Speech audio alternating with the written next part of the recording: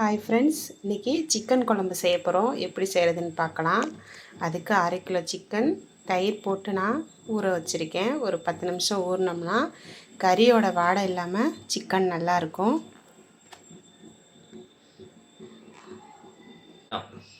ரெண்டு 3 தக்காளி, 2 பச்சை மிளகா, 2 வெங்காயம், கருவேப்பிலை, கொஞ்சம் கொத்தமல்லி, கறி மசாலாத்தூள் 2 ஸ்பூன், காரத்துக்கேற்ப மிளகாத்தூள், மஞ்சத்தூள், தயிர். இப்போ எப்படி செய்கிறதுன்னு பார்க்கலாம் வாங்க. சட்டி சூடாயிடுச்சு. இப்போ எண்ணெய் ஊற்றிக்கலாம். ஒரு 50 கிராம் எண்ணெய் ஊற்றிக்கோங்க.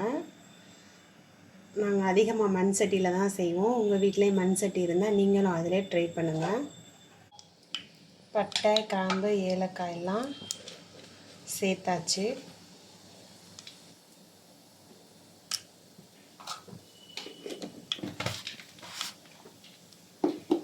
அடுத்து வெங்காயம் சேர்த்துக்கலாம்.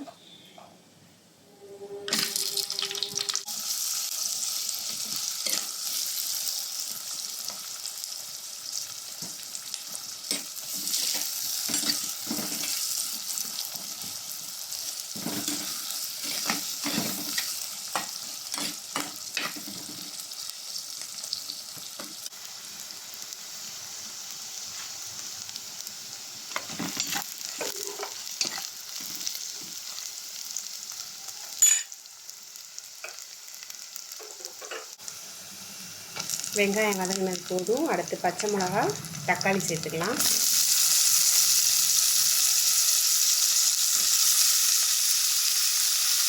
அடுத்து கருவேப்பிலை சேர்த்துக்கலாம்.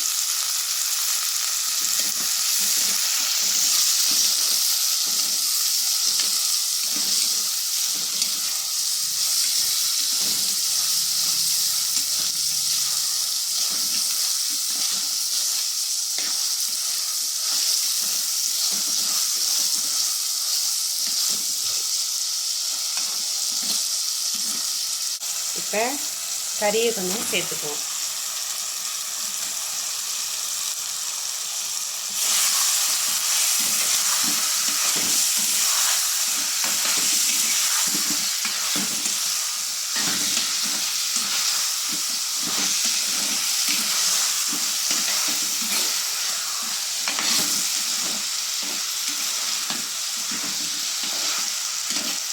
இஞ்சி பூண்டு பேஸ்ட்டு சேர்த்துக்கலாம்.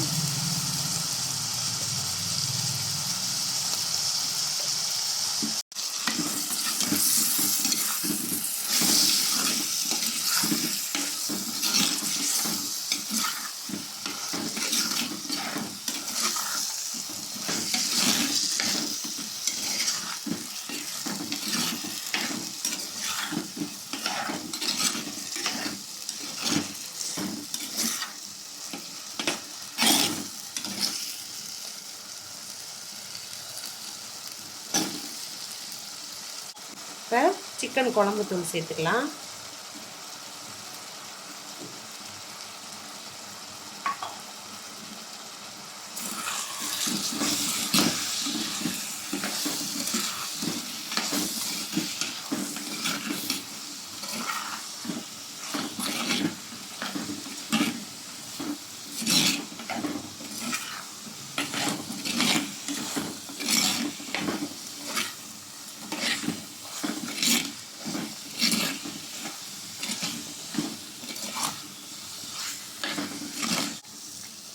அடுத்து தயிர் கொஞ்சம் சேர்த்துக்கலாம்.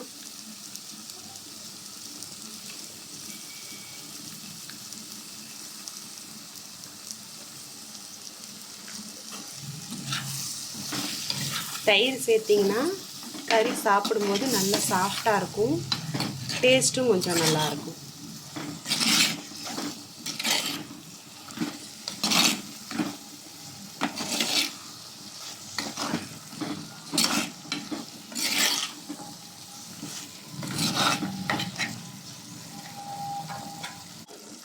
தயிர் சேர்த்திங்கன்னா சிக்கனில் போய் நல்லா அந்த மசாலாலாம் சேர்ந்து சாப்பிட்றதுக்கு டேஸ்ட்டாகவும் இருக்கும். அதுக்கு தான் தயிர் சேர்க்குறது.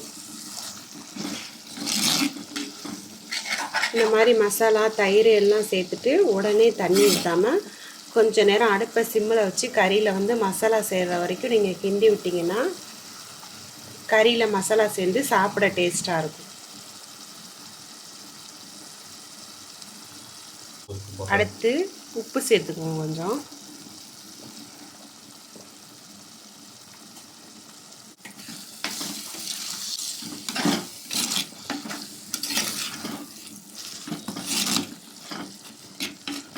இதில் நீங்கள் உருளைக்கிழங்கு வேணும்னாலும் இப்போவே சேர்த்துக்கலாம், வேணானாலும் இப்படியே நீங்கள் செய்யலாம், ஒன்றும் பிரச்சனை இல்லை. தண்ணி சேர்த்துக்கலாம் சிக்கன் வேகிற அளவுக்கு. தண்ணி சேர்த்தாச்சு. இப்போ கறி வந்து நல்லா குழம்பு கொதித்து வரட்டும்.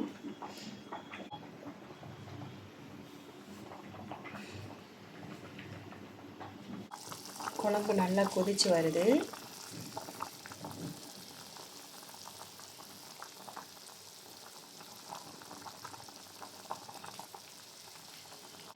கறி நல்லா வெந்துருச்சு. இப்போ நம்ம அடுப்பை ஆஃப் பண்ணிடலாம்.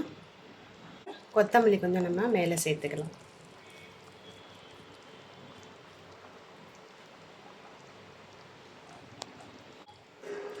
சிக்கன் குழம்பு ரெடி ஆயிடுச்சு. இது மாதிரி நீங்களும் உங்கள் வீட்டில் ட்ரை பண்ணி பாருங்கள்.